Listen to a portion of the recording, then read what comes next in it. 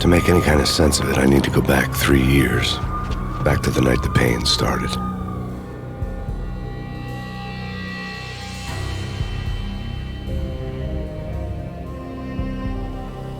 I was still on the force back then. NYPD, Manhattan, Midtown North Precinct, Hell's Kitchen.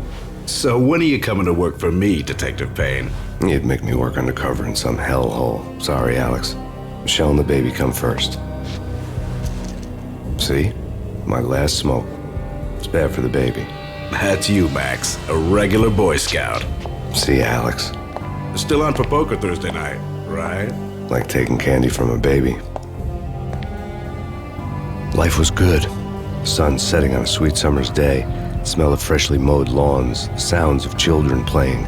A house across the river on the Jersey side. Beautiful wife and a baby girl. The American dream come true. Honey, I'm home. But dreams have a nasty habit of going bad when you're not looking. The sun went down with practiced bravado. Twilight crawled across the sky, laden with foreboding. I didn't like the way the show started, but they'd given me the best seat in the house, front row center. Something ugly had been tattooed on the wall, a map of things to come. It was a poison syringe, a magic tag full of diabolical meanings. Listen, someone's broken into my house. Call 911. Is this the Payne residence? Yes, someone's broken into my house. They're still here. You have to... Good. I'm afraid I cannot help you.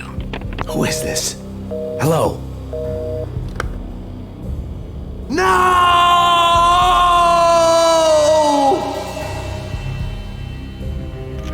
That was 3 years ago. Everything ripped apart in a New York minute. The killer junkies had been high on a previously unknown designer drug, Valkyr, V. After the funeral, I told Alex I'd be transferring to the DEA. It took us 3 long years to get a break in the Valkyr case. Then, finally, 2 months ago, a dime dropper tipped us off that Jack Lupino, a mob boss in the Punchinello crime family, was trafficking.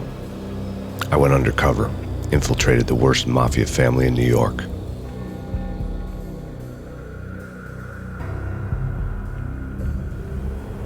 I came in from the cold and the dark. Outside the city was a cruel monster. I've been slowly working my way from the small time to the big fish, trying to get to the source of the drug. Alex and BB were my only contacts in the DEA, the only ones in this decrepit city who knew I was down here. BB here. Something urgent has come up with Jack Lupino. You need to meet with Alex immediately at the Roscoe Street station. I hadn't had a face-to-face with Alex since I'd gone undercover. Outside, the mercury was falling fast. It was colder than the devil's heart, raining ice pitchforks as if the heavens were ready to fall. Everyone was running for shelter like there was no tomorrow. It didn't get any better when I got to the subway. The feeling hit me like a point-blank shot straight in the face. Something was not right about this. My Beretta stirred nervously under my coat, but the train doors had already shut behind me, and I was in for the ride. Next stop, Roscoe Street Station, and Alex.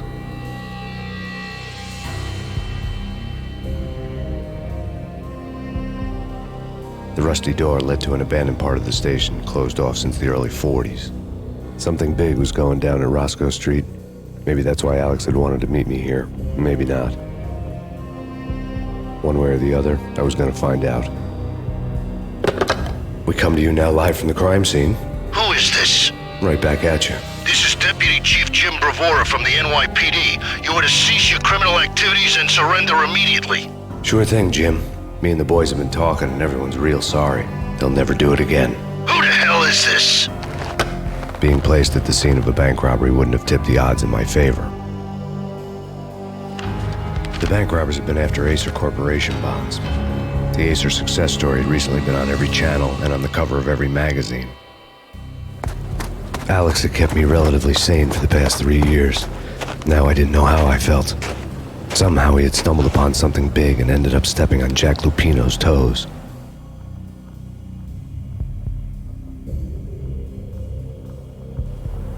Lupino ran his racket of sex, drugs, and contract killings from a sleazy hotel in a slum block of tenements.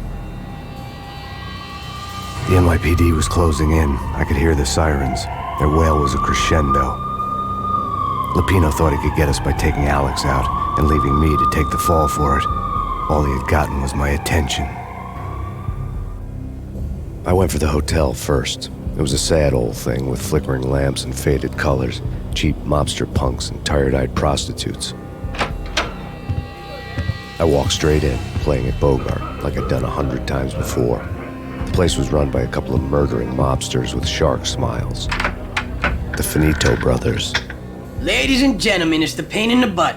Payne to the max. You're killing me. Did you make that up yourselves, or you get some wino downstairs to come up with it? Don't answer that. A rhetorical question. I got something for the boss. Lupino around? That kind of depends on who's asking. A friend or a junk squad plan. Don't answer. It's one of them, how do you put it, rhetorical questions. Lupino ain't here, but he said bye. Lupino wasn't in his cheap hotel. Instead, I ran into the Finito brothers. My cover had been blown. The door slammed shut behind me, and then I was dodging bullets like raindrops. I had met Lupino only once. The gangster ran all his rackets through his right-hand man, Vinny Gagniti. Gagniti was a high-strung whiner on the verge of breaking apart, like an overamped Energizer bunny. He had the brains to run the business, but he lacked the balls, always falling short, taking his frustration out on underage addicts and call girls. The V deal goes down at your hotel. Jack's exact words, quote, "Vinny, you're in charge of this one," unquote. Rico Muerte's coming to see it through. Anything goes wrong and everybody's gonna get dead. Goes double for you. Treat this guy real good. Anything he wants, you give him. Don't screw this up or you're finito, finitos. A V deal meant added security, locked doors, and lots of nervous thugs with itchy trigger fingers. I'd seen nothing coming in, but that didn't mean it hadn't been there. Rico Muerte was a regular Kaiser Soze, a spook story told to keep the apes in line. 313. The Finitos had scribbled Muerte's room number on the note's margin. In his press conference today, the mayor stated that Valkyr represents a clear danger to New York and called for drastic actions to eliminate the problem. On today's top story, the Valkyr crisis worsens with the murder of DEA Special Agent Alex Balder. Special Agent Balder had been shot repeatedly from a point-blank range. The gunman has been identified as Max Payne. The noose is sure to tighten around this fugitive criminal as more NYPD units join the search to apprehend him. I had just gotten my 15 minutes of fame. Tonight, the city's fight against the nightmare drug Valkyr took a turn for the worse as DEA Special Agent Alex Balder was found brutally slain at the Roscoe Street subway station. A suspect was seen leaving the site only moments after the shots had been fired, and the NYPD is currently in pursuit of Max Payne, a repeated felon believed to be armed and extremely dangerous. And now the weather. The worst winter storm in recorded history continues to pound the city. Our investigation had turned up nothing to link Angelo Punchinello, the head of the Punchinello family, to Valkyr. All tracks had ended with Jack Lupino. The letter in Muerte's room was signed by the Don himself. It was the first hint that the Kingpin knew what was brewing inside his syndicate. The trouble you got into after the Chicago screw-up. The Punchinello family bailed you out. You have been waiting for a chance to pay us back. One of our trusted boys has a monkey the size of King Kong on his back. We need your special skills for backup on a major deal. Collecting evidence had gotten old a few hundred bullets back. I was already so far past the point of no return I couldn't even remember what it looked like when I had passed it. The diary belonged to a hooker named Candy Dawn. The read would have made a vice cop blush. Had talks with the mystery hag over the phone again. Sent her the latest One-Eyed Alfred tape. As long as the hag keeps paying for the tapes, the old man could come every day for all I care. She had a nice sideline, making secret X-rated flicks of her clients and selling them to the highest bidder. It would get her killed if her V-fix for the day didn't do it first.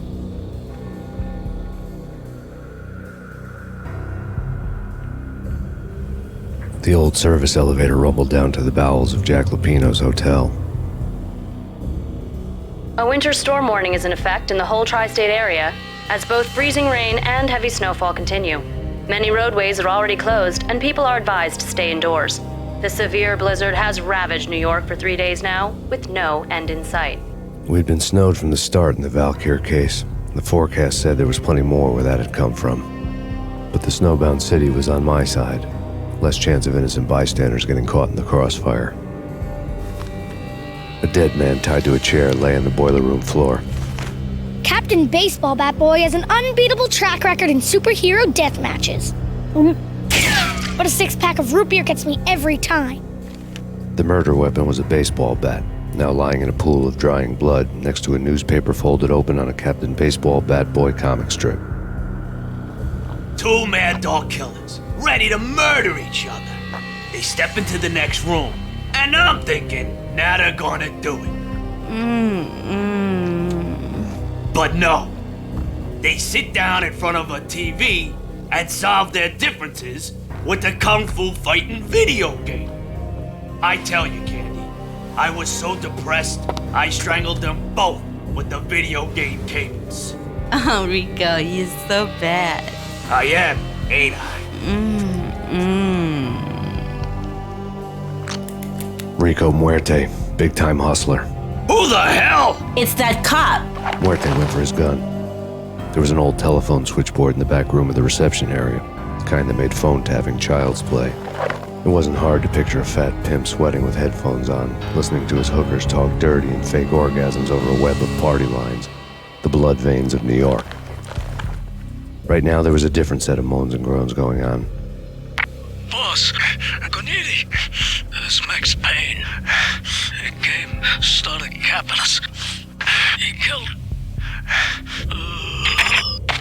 Are you freaking kidding me? He's just one lousy cop. You better be freaking kidding me. Whack him. What's the freaking problem? Hello? Answer me. Hello? The word was out. A deadly virus released into the city's corrupt circulatory system. Something wicked this way comes. Max Payne at large.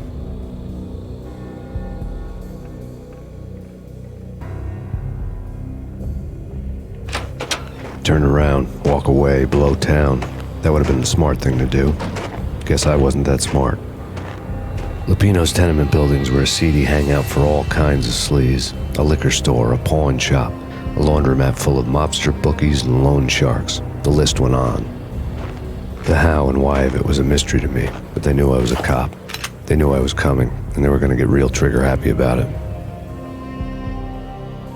I got to see Lupino's hangout all lit up. A bomb went off, turning snow into liquid gold. A pillar of fire lifted the remains of a car straight up into the air. The flames were highlighted on the hood of a black Mercedes-Benz as it coasted down the street real slow, as if the driver didn't have a worry in the world. I got a good look at the man riding shotgun. It was Vladimir, the head of the local Russian mob, the fly in Don Punchinello's soup. The ringing in my ears was the sound of a mob war being waged. Another bomb exploded inside the closest slum building. It was a lucky break. The goons inside were spooked, but luck always came with a price tag. More bombs could still be ticking inside, and the cops would already be on their way. Jack Lupino's suite was on the top floor. At least it used to be, before the explosive makeover. The headlines were screaming bloody murder. The storm was a screaming duet with the approaching prowl car sirens. It was all a scream when you were down for the count and wanted for murder. A beaten-up phone in the entrance hall was ringing. It could have been just a junkie in need of a fix, but it turned out to be something more sinister than that. Am I speaking to Mr. Payne? Who wants to know? My name is Alfred Wooden. You must hurry. The police are on their way. Tell me something I don't know. They know you're there. How? And what's it to you? I will contact you again. The cops arrived, sirens singing in the off-key harmony of a manic-depressive choir. I had a few minutes while the SWAT team would go through their usual routine. By the time they busted in, I needed to be long gone. Max Payne, this is Deputy Chief Jim Bravura from the NYPD. Drop your weapons and come out with your hands above your head. Suddenly it all made sense. The bombs, the Russian mob boss making an appearance in person. Gagnidi was his usual self, all talk and no walk. After our hit, the Russian has only a couple of guns left, and they can be bought. There's no freaking way he has the guts to try anything after that. As it turned out, the Russian had plenty of guts. One thing you could count on, you push a man too far, and sooner or later he'd start pushing back.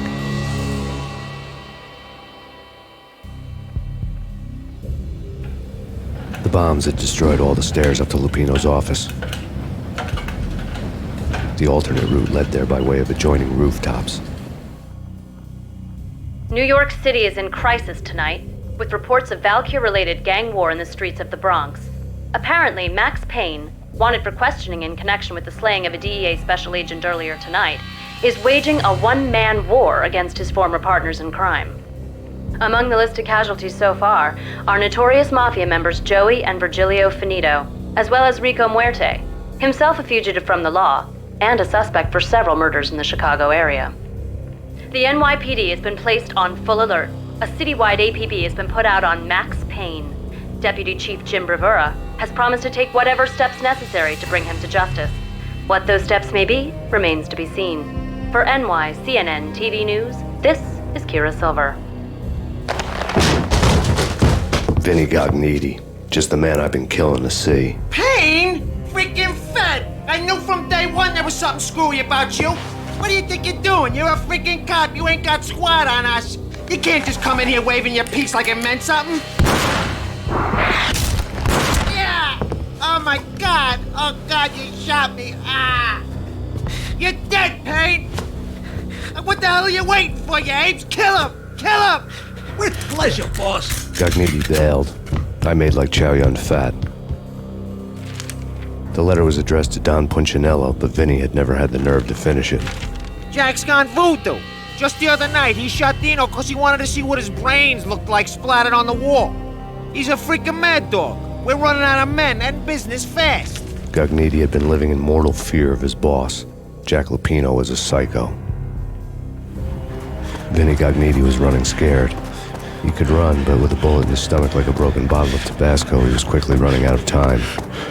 He knew where his boss was, and I wanted to square things up with Jack Lupino. Gognitti would be moving fast. I don't know about angels, but it's fear that gives men wings.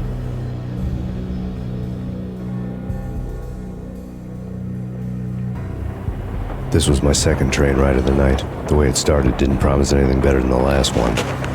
Freezing wind tearing at my face like sandpaper and razors, ice hard and slick under my hands and feet. And somewhere in the background, the wail of sirens, the city howling after me.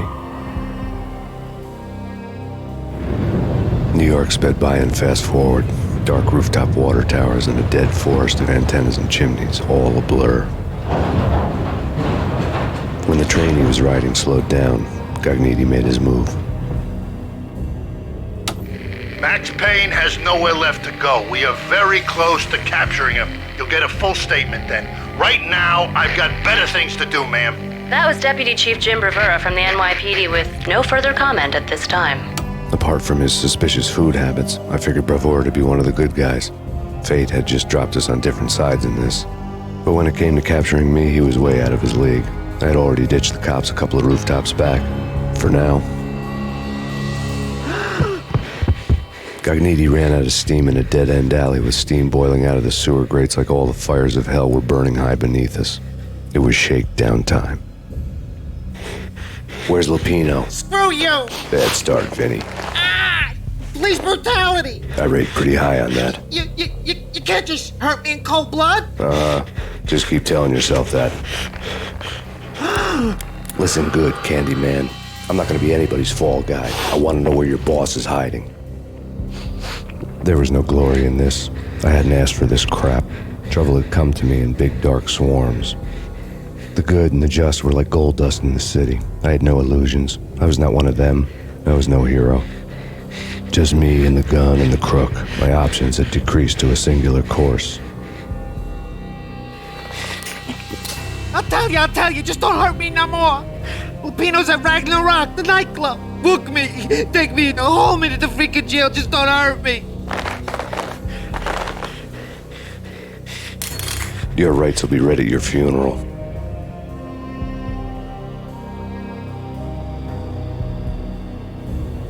Ragnarok was Lupino's private nightclub, a den of drugs built into an old theater. I knew what waited inside. V-head junkies ready to explode in random acts of senseless violence, and Lupino's goon squad, the worst stone-cold killers this side of hell. Ragnarok was as inviting as a headache, flickering and flashing to a machine gun beat. The belly of a nightclub was a gothic theme park that began with bondage games and led to the nasty stuff from there. As subtle with its dark message as a cop-killer bullet through the heart, like father, like son, just like Jack Lupino. Given the setting, I was surprised to find that somebody had been passing time reading. The paperback was entitled The Age of Murder and Storm. The blurb on the back mentioned Norse mythos and Ragnarok, the end of a Viking world with a terrible winter that covered the earth in ice, when vile crimes were rampant and all humanity lost. I could see how somebody impressionable might get it into their head that we were at the end of time. I was also beginning to see what the nightclub and its owner were all about. The room was stacked with light reading, such as Necronomicon, Witchcraft, and Paradise Lost. Old exotic titles like Malleus Maleficarum and De Umbrarum Reini Novum Portus. Books with pentagrams on their covers, all dealing with the occult and the infernal, lying between stacks of horror videos and a couple of Ouija boards. The only thing I could take seriously was the thought of Lupino taking it seriously. He had been spending a lot of time getting intimate with the guy downstairs.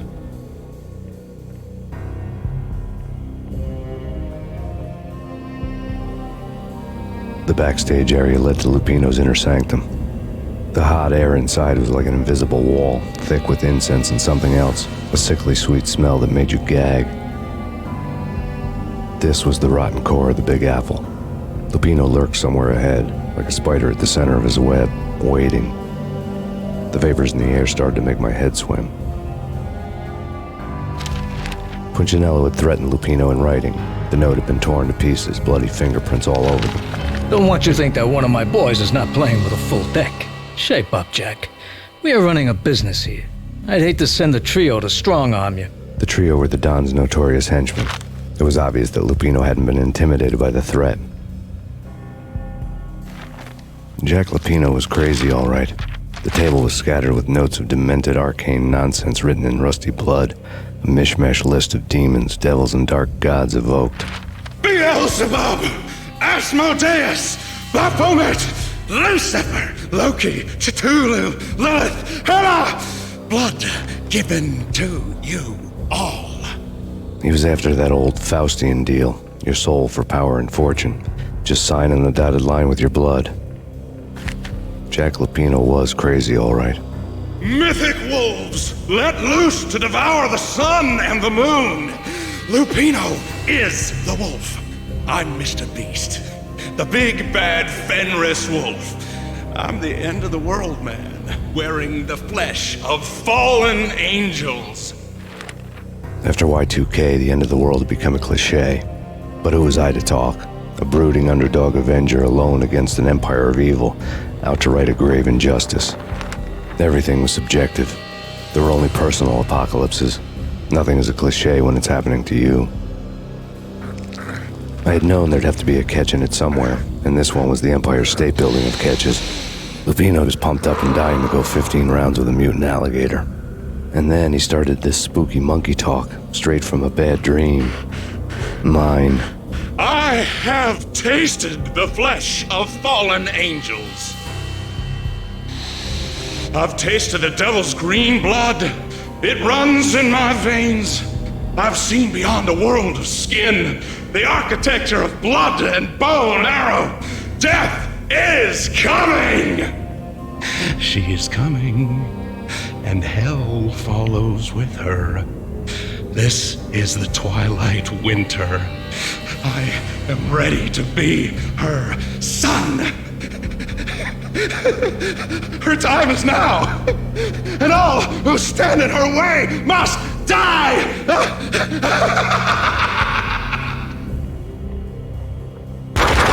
When Lupino finally went down, I wanted to make real sure he'd stay that way. V was a bad monster. Turned them into friggin' zombie demons from outer space.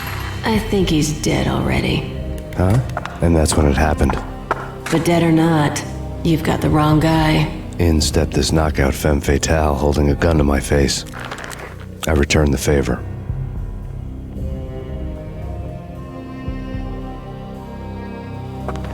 Lisa Punchinello. Lisa Punchinello was the Don's wife. Mona Sachs. Lisa's evil twin. Your safety's off, evil twin. You might hurt someone with that gun of yours. Lisa's the damsel in distress. I'm the professional. I'd blow you away without batting an eye. Sure, and you can check out my credentials splattered all over this joint. Jack couldn't have framed you. Not the state he was in. We're after the same slime bag. Angelo Punchinello's the one who murdered your friend and framed you with it. You know this for a fact. I've got my sources. I don't have a clue these days. I just shoot them as they come. Who put a contract on the Archfiend? This one's mine. I hate the guts of that sadistic wife-beater. Why not pool our bullets for this one? I thought you'd never ask. My finger was starting to twitch. How do you like your whiskey? I'm easy, as long as you don't try to slip me a Mickey. You're a real angel, Max. It was good stuff. Tasted sweet as honey going down. Nothing personal. Can't risk you going berserk and getting Lisa killed.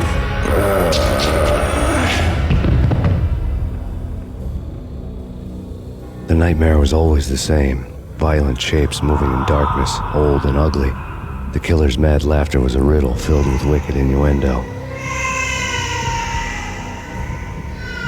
Somewhere, the baby was crying. Alex and I had a few moments of glory between us. Crime-fighting comrades, the best in NYPD DEA collaborative team. Good-hearted macho bullshit like that. I would have given anything to have him here as my backup. No such luck. No luck at all. The Payne family. Happiness captured in a Polaroid moment. I had thought it would last forever. Till death do us part. I didn't want to think about it. As long as I didn't, it could never happen. But I had broken my own rule. The thought had already slipped in. Fear was rusty needles poking at my brain. Cold and scaly, it slithered down my chest. Michelle was working part-time in the district attorney's office. Her diary was open on today's entry, her handwriting all pretty curves. An army dossier found its way to my desk yesterday. Valhalla? Isn't that a Norse myth? Something about Vikings? I tried to tell Max about it, but he was busy, that cute frown on his brow. Guess it's nothing, just a mix-up at the courier service. From now on, I would always find time for her. It was a hollow promise. Too little, too late.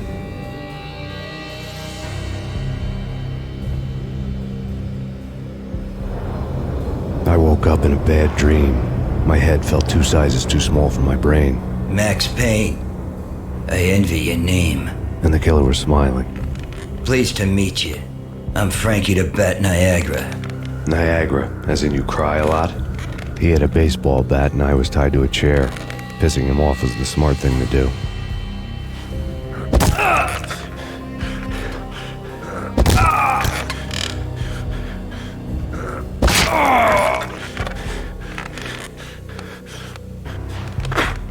Nothing wrong with a little laugh now and then. Take me, for example. I love to watch cartoons. Cartoon violence is a fascinating thing. Let's take a break.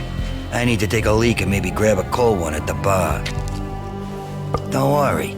I'll be back to finish this off. And then, it's checkout time. You play, you pay, you bastard. He swaggered out, and the door clanged shut behind him, locks clicking into place. Everyone makes mistakes. Mine hadn't been to crack jokes about the goon with the bat. He'd have cracked my skull regardless. It hadn't even been to trust a girl with a gun. I had blindly gone after the first bad guy on my hit list when I should have been aiming further up the ladder, at the head of the Punchinello family. I couldn't bring myself to be pissed at Mona. Guess I had a soft spot for a pretty face.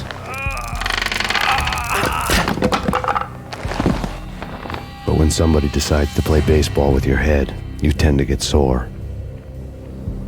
They had dragged me back to the basement of Lupino's hotel. I was beaten, bruised, and blue. I felt like the chair I had broken to get free. All I had was Niagara's bat, sticky with my own blood. The men in blue had come and gone. They had decorated the place with chalk outlines and tied it together with yellow tape. The cops who had stayed behind were dead. Frankie, his boys, and I had the place all for ourselves. That crazy witch, you should have heard her. She was a real scream when the boys caught her trying to cap the Don. Oh, that's friggin' bad.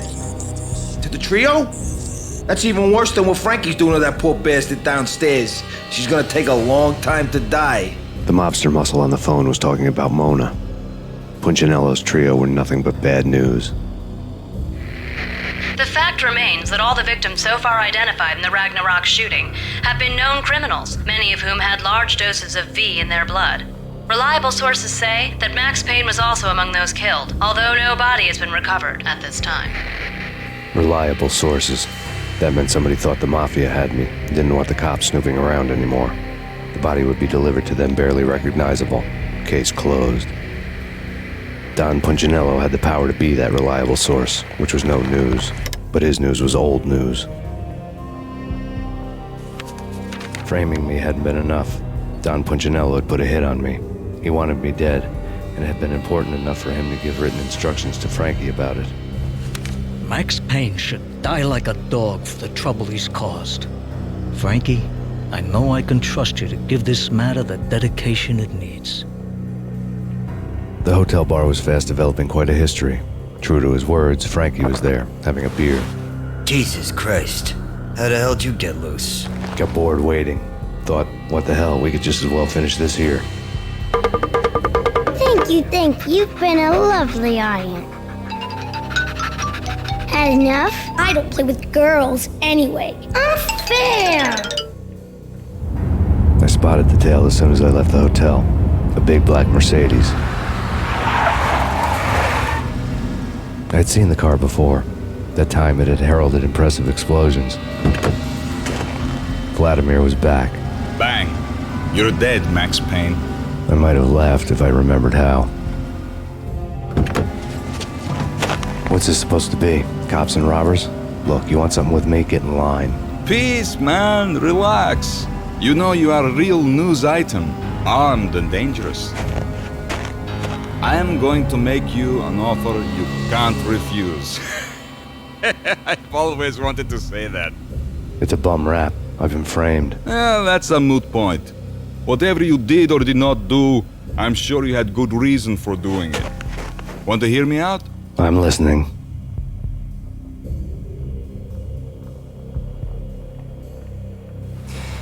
Punchinello messing with V is bad for business all around. But that's not all. There is this guy, Boris Time, used to pull jobs for me. He's the captain of the cargo ship Charon. Now the bastard turncoat has gone over to the other side, Punchinello's. The ship's loaded with high-res hardware, guns, my business. If Punchinello gets hold of that cargo, he's won and I have lost. And you'll have your work cut out for you. If you want to get to Punchinello, you'll need heavy-duty persuaders. I am just the man to get them for you. Change the ship back under my flag, maybe pop 2 in the traitor Dime's head while you're at it. You'll get enough guns to start the apocalypse. You in or out? Let's get this show on the road. Vladimir was one of those old-time bad guys with honor and morals, which made him almost one of the good guys. None of us was a saint. The Brooklyn riverfront was a maze of rusty containers, sharp-boned cranes looming up from the snowstorm. On a night like this, you couldn't help but think of the dark army of dead men sleeping with the fishes, cement shoes in line. No Minotaur lurked in this labyrinth, but somewhere out there, on the clanking deck of his cargo freighter, the skipper of the Chiron was waiting, like the ferryman of the river Styx. Rico Muerte had come to town to do more than just sort out family troubles. Exhibits number 1, 2, and 3. A briefcase of money, a sniper rifle, and an envelope with one word neatly printed on a folded piece of expensive paper. Mayor. It didn't sound like a Mafia contract at all. It was too cold and too to the point.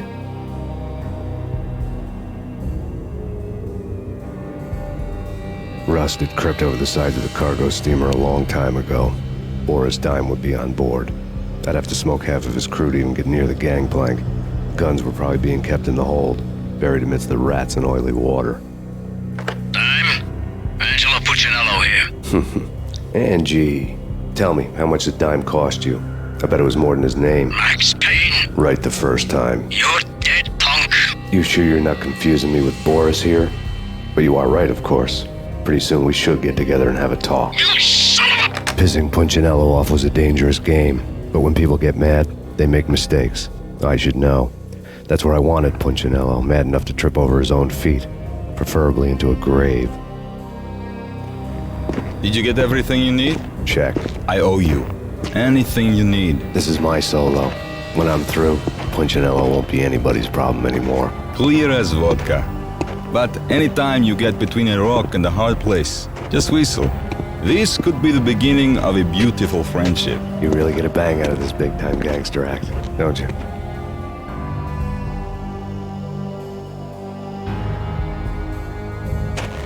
Even with all this firepower, I figured I couldn't get to Punchinello at his manor.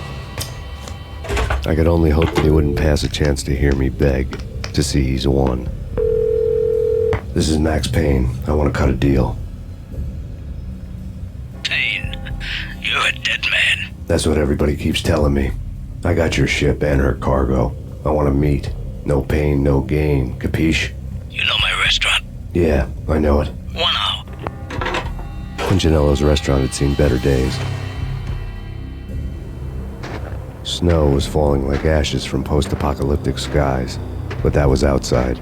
Things would soon get hot in the Don's restaurant. I knew it was a long shot, Angelo Punchinello actually showing up, but there was no crime in hoping. Vlad had seen my smoke signals. The Mercedes was revving to go, almost drowning out the banshee wail of the sirens. You coming? We'll drop you off at the Punchinello Manor. Sounds good to me. When this is over, look me up. I could use a professional like you. I'll keep that in mind.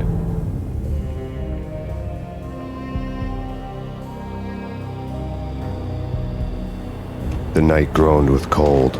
The garden lights flickered nervously. In their light, the falling snow was dead white before the darkness ate it up. I had heard the stories. The trio were mad dogs. They'd have hung the heads of their enemies over the manor gates if the capo had only let them. Punchinello wanted pain. He'd see the pain. The trick in my situation was that there was no trick, no matter what the movies tell you. No rules, no secret mantra, no roadmap. It wasn't about how smart or how good you were. It was chaos and luck, and anyone who thought different was a fool. All you could do was to hang on madly, as long and as hard as you could. Someone had graciously left the back door open for me and killed the guards. My money was on Mona. I knew the trio would be standing between me and Punchinello. I had read their rap sheets, thick as phone books. No one would be walking out of here alive. The numbing cold of the broken night had followed me in. Upstairs, the trio tangoed down the manor halls to the silent rhythm of their murderous hearts, the blood of their victims rust on their lips. Vince Mugnano, Pilot Providence, a.k.a. Big Brother, and Joe Deadpan Salem. The pistol was a frozen lump in my hand, piercing the skin, gnawing me to the bone. Someone hadn't enjoyed the Don's hospitality. Someone with a flair for the dramatic. Someone who had let herself out of a locked cell and past a couple of armed guards. My thoughts were on Mona again. I could only hope she was a good enough gambler to walk away while she was still winning, before she'd run into the trio. The word on Lisa Punchinello was that she was a bit of a witch. The tarot cards on the kitchen table fit the picture. They weren't my kind of cards, but I was willing to take a crack at the hand Mrs. Punchinello had dealt. The first card was the tower. Maybe that was supposed to be the manor. It got easy after that. The devil was the master of the house, and death was me, coming for him. You're a real angel, Max. I couldn't tell whether it was Mona or her sister. The body was a mess. The sick bastard had really gotten a kick out of it. Seeing her lying there got me thinking about another woman's body on another bed. Got me thinking about a fallen cradle. Max Payne. Talk to me. Alfred Woden. You've got company. An armed helicopter just landed on the manor grounds. You must hurry. The more the merrier. Outside my door. Hurry. He's coming for me. You gotta hurry. Please. I could hear Punchinello on the phone begging for help. He should have been saying his goodbyes. Punchinello was a pushover. The moment I stepped into the room, he folded like a deuce before a royal flush. No, wait. I was just doing what I was told. I couldn't refuse. She's someone high up. Government, maybe. I don't know. He was trying to buy more sand for his hourglass. I wasn't selling any. I could tell when I was outgunned. It was time to take another beating. The mystery witch was a real barracuda. Trouble on dagger heels, a smoking assault rifle in her hand, and an army of killer suits behind her. How sweet. I get to kill two birds with one stone. Sooner or later, it was going to catch up with you. Mr. Payne, it's time to show you the benefits of my brew. Be a good boy now. You'd find that Lady Luck was really a hooker. You were fresh out of cash.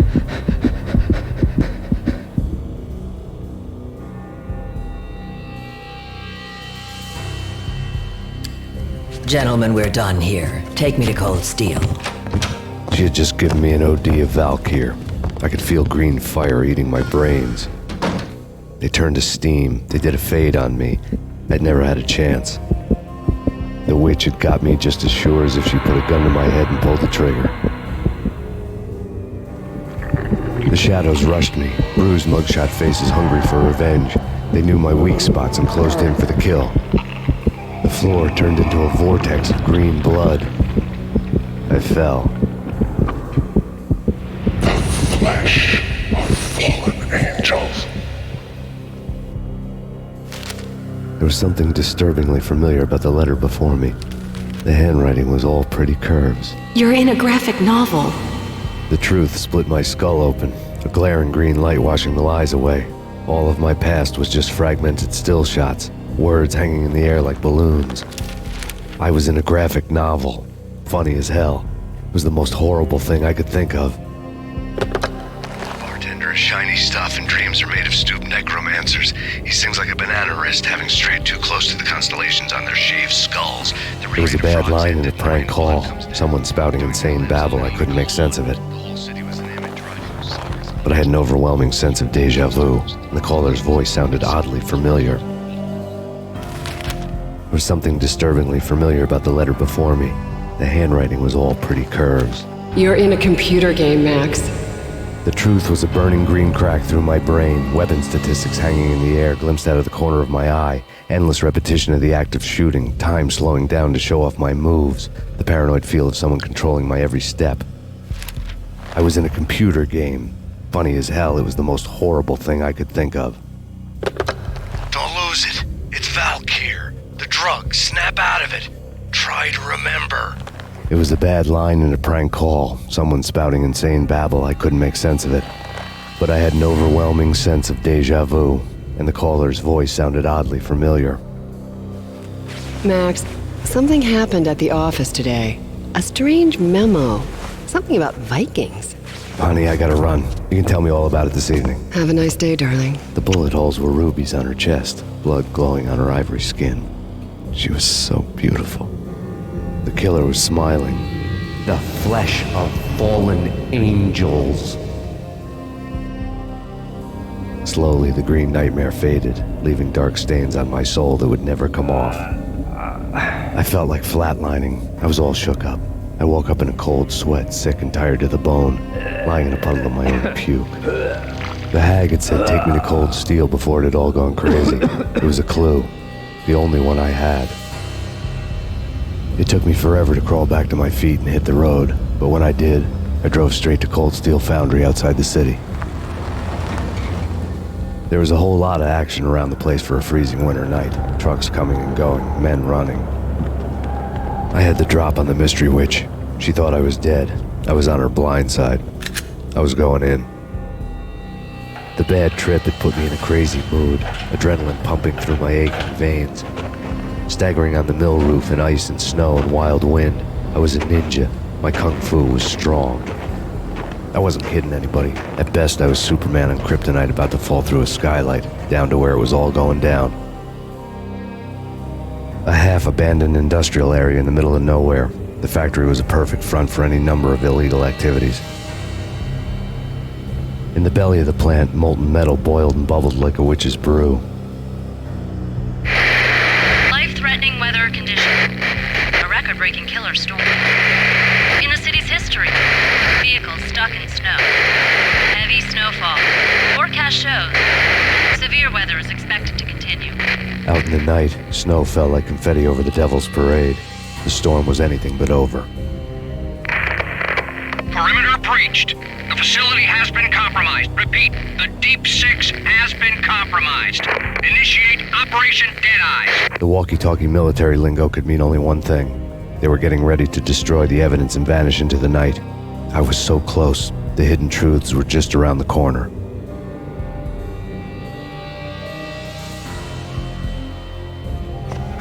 The mercenaries were running a tight operation, paperwork and all.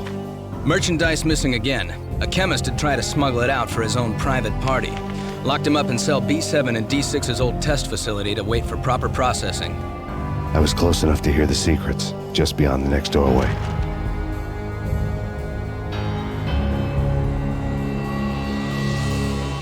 I had taken on the role of the mythic detective, Bogart as Marlowe, or as Sam Spade going after the Maltese Falcon to unravel all the mysteries. Following a path of clues to that final revelation, even if it would take me down to the cold, cavernous depths of a grave. There was an old army bunker under the steel mill. I knew the military plaque on the floor. I had seen 1,000 variations of the insignia on crumbling brick walls everywhere in the city. The sword replaced by a syringe. Project Valhalla, V for Valkyr, V for Valhalla. All of a sudden it read like a crackpot conspiracy theory. Top secret. Project Valhalla. U.S. Army. Yggdrasil Network. Valhalla, the otherworldly place in Norse mythology where the bravest heroes spent their afterlife feasting and fighting forever, their wounds miraculously healed night after night. Valkyr, the maidens who chose the most courageous Viking warriors and carried them to Valhalla. 1991. The research objective is to create a chemical substance to enhance the stamina and morale of infantry troops. 1995. Results unsatisfactory. Project cancelled. Someone had decided to continue the sick experiment unauthorized. Project compromised. Data leak. Fix the damage by any means necessary. Security clearance red. Authorized by the project lead. Field test. Double the dosage for all the remaining test subjects. Observe and record the subject's behavior in an urban setting. The drop-off point was my old address in New Jersey. The file dated 3 years ago. Just when you thought you had reached the deepest depths of horror, it suddenly got worse. How to turn off that small voice inside your head that started to whisper that you should be glad that now, if not before, your revenge was justifiable on any conceivable moral scale. That small voice proved, beyond any doubt, that I was damned. You piece together a jigsaw and the final picture is you finishing that same puzzle. A mad, green-eyed killer standing behind you. An urban legend come true. The Project Valhalla test subjects had been the mad junkies who had murdered my loved ones. The rest was simple body count math. It all pointed to her. Ms. Valkyr. The factory went up in a fiery inferno behind me. All my leads were dead, turned to smoke and dust. I had lost my way. I hadn't slept in a million years. I felt thin as death. I've been living on an endless supply of week-old donuts. They were fuel for this crazy furnace inside my head. I couldn't remember when I had last seen the sun. I was on a permanent graveyard shift. When the darkness fell, New York City became something else, any old Sinatra song notwithstanding. Bad things happened in the night, on the streets of that other city, Noir York City. I was in an all-night diner, downing cup after cup of coffee that tasted like engine oil, when a new message from BB got me back on the killer track. What the hell happened at Roscoe Street? Maxie, I'm going out on a limb here. We need to talk this through, come up with a plan. 2:30 a.m., the Choir Communications Garage. The more I thought about Alex's murder and the frame-up, the more it felt like an inside job. I should have seen it coming. BB had sold me out, and now he wanted to finish what he'd started. The garage was dead. BB showed up in his tailor-made suit, gold watch, and cufflinks to match, all way beyond a cop's pay. Maxie. Oozing suave charm, he was guilty as hell. What the hell does BB stand for anyway? Backstabbing bastard? Come on, don't be like that. Have a cigar. I don't smoke. Maxie, you have no idea how big this is. It's huge. You have no idea. I think I do. You're a bribe-taking bent cop who sold out his partner. Those mobsters in the subway were a dead giveaway. Hard to miss. Bet it was exactly like this with Alex. Up close and personal. You can't win this one, Max. No, but I can make damn sure none of you do either. BB turned out to be another cardboard cutout bad guy. A bad cop on the take.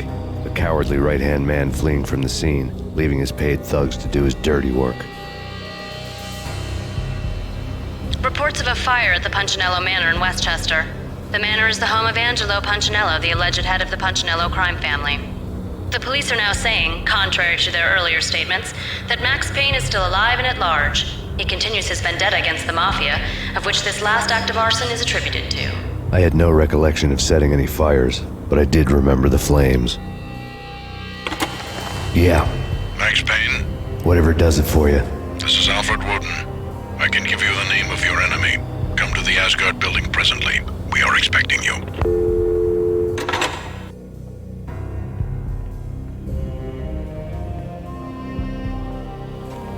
Woden was waiting for me on the steps of the old building. Mr. Payne, let's go inside. The others are anxious to begin. The others? Despite the general misconception, this building actually predates the City Hall by 2 years, thus being the oldest municipal building still in use here at the foot of the Brooklyn Bridge. No kidding. The old man played tour guide as he led me through a dark domed hall. The answers I was after loomed large ahead. Mr. Payne, I would like to introduce you to my colleagues in what we call the Inner Circle. You've been watching too much X-Files. You have seen the files on Project Valhalla. We can fill the gaps, provide you with the information missing from those files. We were all involved in the early stages of the project during the Gulf War. What's the catch? We would very much like to blow this thing wide open, but our hands are tied. Her name is Nicole Horn. She was the key figure in Project Valhalla. When the funding was discontinued, she simply refused to quit. She knew exactly what she had in her hands. Nicole Horn is the president of Acer Corporation. She has more than half the city in her pocket. This must be kept under wraps. If you try to go public with this, we will deny any knowledge. We need you to take her out. Afterwards, we can protect you, make all the charges go away. That was the cue for the killer suits to kick in the doors and swarm inside. It was an impressive floor show, but I decided to leave early anyway. It was only a one-story fall. Lucky me.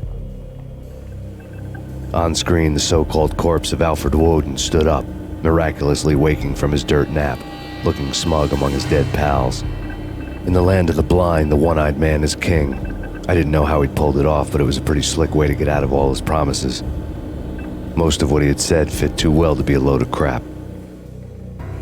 And what is your answer to those saying that he is actually providing a service long overdue to the city? This crusade nonsense has gone too far. He's out of control. It must stop. He will be stopped.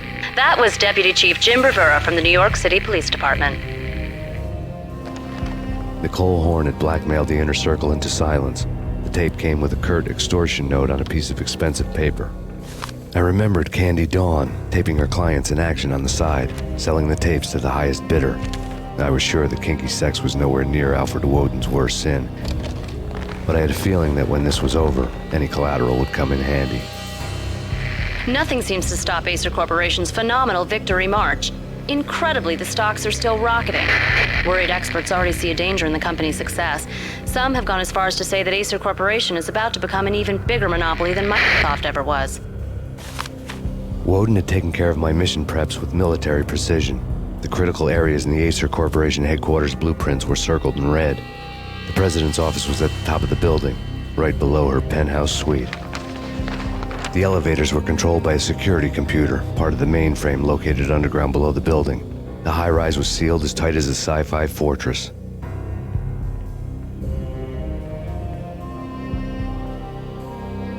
I had dreamed of revenge. Those dreams were always nightmares, of coming close and then failing. Now I was close. I had a name to guide me, Nicole Horn. I had nothing to lose. Project Valhalla had not been the only thing the Inner Circle had been involved in. There were rows of cabinets full of files. The Serpentine Secret Society went back a long way, always pulling strings from the shadows. I couldn't say I was sorry. Woden's move in some Byzantine power game had cut the Circle's membership roster to 1. The old man wanted me on cleanup duty. It was my mess, too.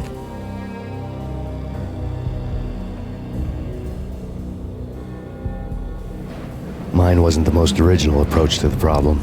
It wasn't as if it hadn't all been done before. An eye for an eye, the first principle of revenge. Old as dirt, still going strong. The cardinal rule in going after someone with an intention to kill was not to make it personal, which it almost always ended up being anyway. It did with me. I took my time, cruising around the city in the snow. There was no hurry. I knew what I had to do now. I took my time, thinking about it, building up the rage. When I was ready, I parked the stolen wheels at the front entrance of the Acer Corporation headquarters. Got out, got in, got cracking. I had a bullet with Nicole Horn's name on it. I had 10,000 bullets with the hag's name on them. She had ultra-high-tech security systems, enough mercenaries and weaponry to start World War III. There was no fear. New York disappeared behind a veil of snow. I had crossed the threshold. This was her domain, sleek and sexy and soulless, all glass and steel. A place of color-coded security key cards, metal detectors, and surveillance systems. Colder than a walk-in fridge. Cold as a gun.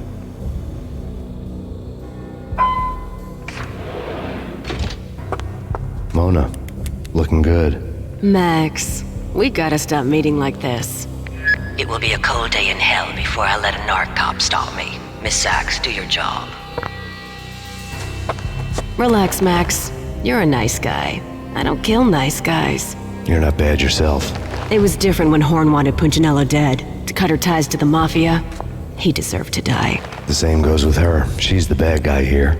Her sister was whispering to her in my favor. I knew the appetites of ghosts intimately. They hungered for revenge. No! A gunshot boomed and she fell down in slow motion. She was a nice girl, not really a stone-cold killer. And now she was stone-cold dead. Like religious fanatics or loyal samurai, Horn's private army was coming at me. When the elevator came back down, Mona was gone. There was a lot of blood, but no body. Something clicked for the final time. My mind had never been so clear, as if somewhere high above the storm clouds were already gone, cold stars blazing from the black skies. Next to the printer was a neat stack of expensive paper. Hacking through Horn's computer would have unearthed files of criminal plans, strategies for world domination, spy helicopter reports, illegal wiretap recordings, internet porno, all of the above. Take your pick. I really didn't care anymore. I had seen too much of it already.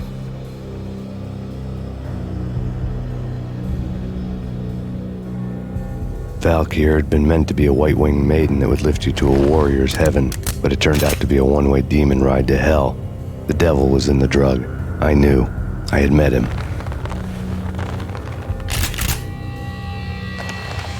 And now I was gonna kill her, the queen of the underworld who had tried to lift herself a bit closer to heaven with her drug money. No begging, no bribes. She knew better. Honor among killers. We who were about to die. Both of us knew how this would end, in pain and suffering. All this because your wife stuck her nose into things that were none of her business. The cops were coming to take me away. The sirens were like a bad conscience I couldn't shake.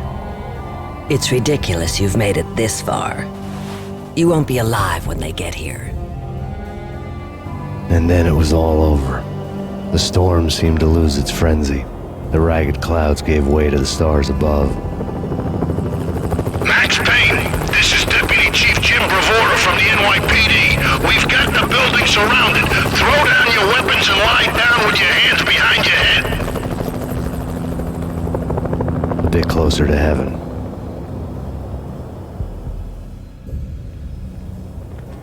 The cops' voices were distant and muted. Freeze! NYPD! Hold it right there! My ghosts released me from their haunting. Down below, New York City glittered like diamonds on black velvet. You gave us one hell of a ride. Take him down to Central Booking. You heard the man. Woden was there in the crowd, standing by the sidelines. It wouldn't be over till the man with the patch would say so. He'd say the right words. I knew he would. He'd better. Woden grinned smugly. It was the grin of a winner. That made two of us.